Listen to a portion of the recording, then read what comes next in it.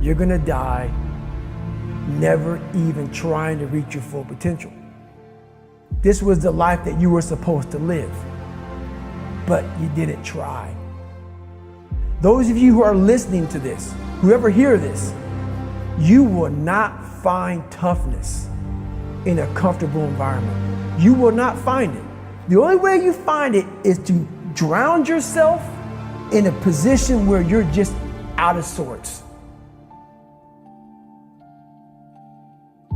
We all have two people, and I'm not saying you're crazy.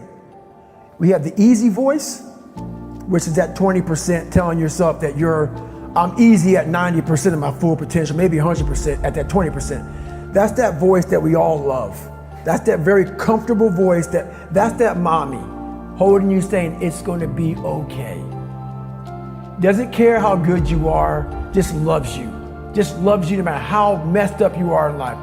This other voice that we walk very far away from is a voice saying, hey man, you ain't doing shit. So we try to get this voice out of our head completely. And we live over here in this lane. So what you have to do first is turn up this voice over here. The voice saying things to you that aren't nice.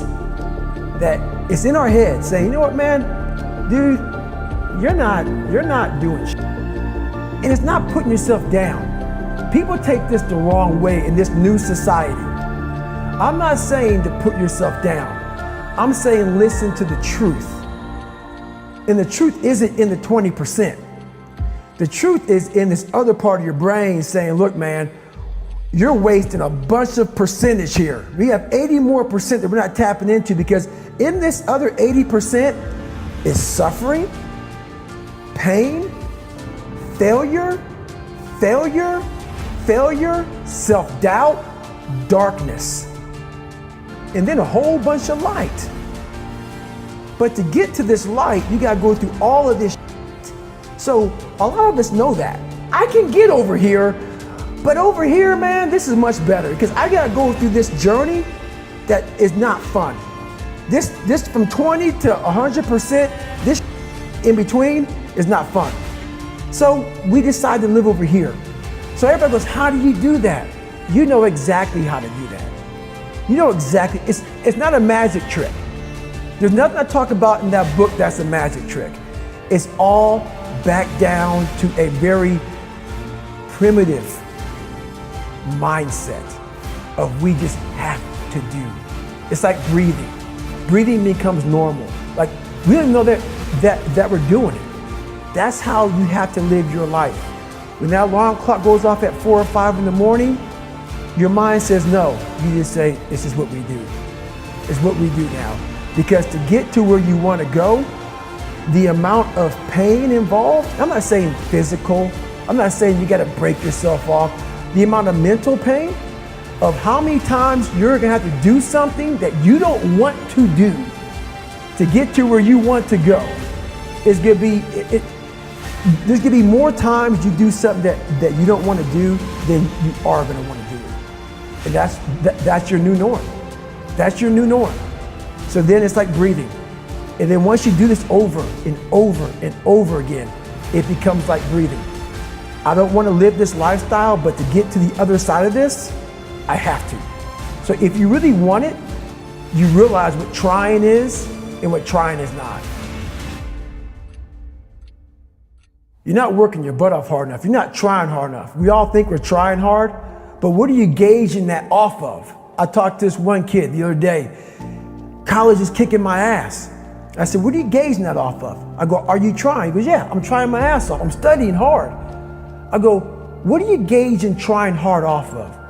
Well, in high school, I didn't have to try at all. And I made great grades. In college, I'm trying hard. You're trying hard compared to what you did in high school, which was it came easy to you. So your reality is something you created off of something easy. So you trying hard is 2 hours of studying. I'm gonna tell you a difference in trying hard and trying hard. Trying hard is something in your mind just doesn't stop. Where you know 2 hours isn't enough. When I was 297 pounds and I was fat as hell trying to be a Navy SEAL, the scariest thing in the world to me, even to this day, was that could have been the rest of my life. I thought then I was trying hard. That's the scariest thing in the world. I thought then 297 pound, working for Ecolab, spraying for cockroaches, making $1,000 a month. I thought that was me at my 100% potential. Come to find out, a few years later, I wasn't anywhere near that. 106 pounds less, graduated Navy SEAL training, went on to do all these other things. Looking back on that, that was me trying hard. That's why people gotta understand, what is in us, we have no idea until we start trying hard. And I mean really trying hard, where you're obsessed with, hey, this is my new norm. This isn't always fun. It's not always meant to be fun. And that's when you know you're trying hard. I have this haunting voice in the back of my head. A lot of us have it. We just ignore it. And it was there for years. So I knew in the back of my mind that I could pull off this whatever. Whatever I wanted, I knew I could. But I was afraid of the work, because I wasn't gifted with brains. I wasn't gifted with God-given talent as far as like athleticism. So I knew to get to where I had to go, to be on the same playing field as these men, to even try out for this program, I knew the work was gonna be something that I didn't want to even attack. So I was just putting it off. But yet you did it. Because it haunted me. The voice in my head said, you know what, man, you're gonna die never even trying to reach your full potential. I developed a reality that wasn't real. That's the thing we always do. We can have a great life, but we always build this reality around the one thing we don't have. So therefore, our great life, we don't even see it. We see the one piece of clothing we weren't able to get versus the amazing things we have. So we focus on that. I was the king of focusing on the one bad thing in my life. The one bad person called me nigger. Everything bad, I focused on that. But over here was a beautiful reality of my life. Even though I came from nothing, where I could have taken my mind for the possibilities of where I can go if I work harder. That was all over here, but I lived in the filth over here. This was the life that you were supposed to live, but you didn't try. Just by going to war with myself every day and putting these challenges and these goals and these obstacles, these insurmountable obstacles. So it wasn't about losing 106 pounds. Me losing 5 pounds was an accomplishment. Me losing 10 pounds and then 50 pounds. And then the more I did this, the more I gained confidence. And then the more I gained confidence, the more I realized, these Navy SEALs, man. These guys can't do what I'm doing right now. I had no coach, had no trainer, had no money. I didn't know how to lose weight. I had no knowledge of what I was doing. I was just working. I was just sacrificing. And then through that, all these different tools started coming up. But I would have never found these tools if I didn't put myself in a very uncomfortable place. We all look for toughness. We all want it, but we look for it in a comfortable environment. You will not find toughness in a comfortable environment. Those of you who are listening to this, whoever hear this, you will not find it. I was trying to look for it everywhere. The only way you find it is to drown yourself in a position where you're just out of sorts, where you can't swim and you're drowning.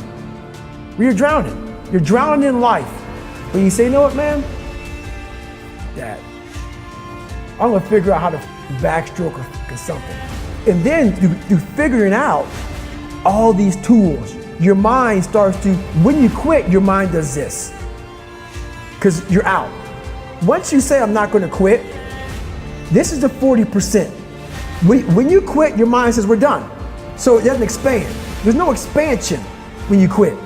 When you say, F you, this sucks, I'm drowning, I'm miserable, I'm suffering, I'm broken, but I'm not going anywhere. What happens to your mind is it does this.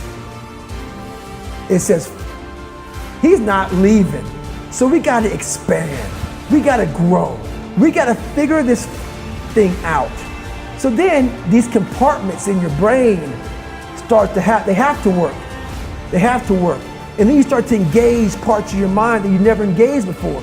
But you can't engage it by sitting back in these nice chairs, drinking this nice water, talking to you, talking about what I want to do. That's where the 40% thing comes in. It comes in when you're in suffer mode and you say, I'm not going to quit. You're forcing your brain now to operate on a level it's not used to, but then it becomes used to it.